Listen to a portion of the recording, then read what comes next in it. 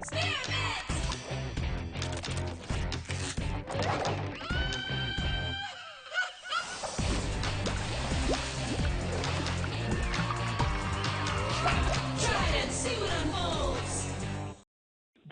disbelief coming from their father is something you hear when you talk to neighbors, friends here. The woman who runs a small shop opposite their house, the house now seemingly deserted, nobody answering the door there, she describes good sons, a good family, pillars of the community, a father who renovated apartments around the area to make money.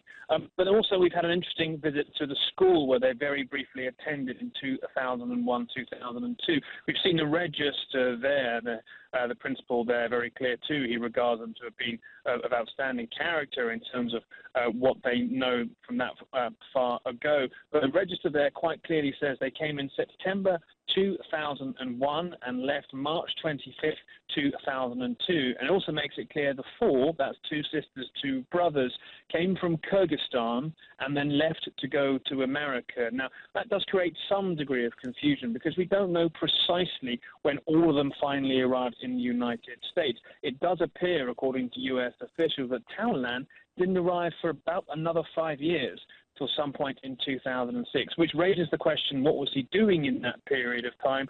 Was he here in Dagestan? Were that the case, that would have been during a very volatile period in southern Russia's history, just after the Russians heavily quashed a secondary bid by the Chechens for independence, Chechnya being the neighboring province to where I'm sat in Dagestan. A lot of violence was then pushed over the borders in the years afterwards.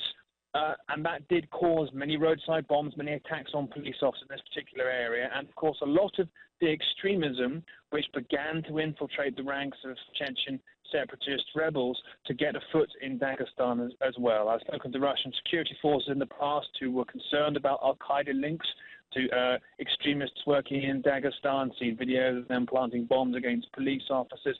So I think, of course, if people are looking into the history of Tamerlan, and if it turns out he was in Russia for that 5-year period and not already in the US in a different capacity or somewhere else in the world, that will certainly be key, John. And there is also this trip that the elder brother, Tamerlan, made to Dagestan last year.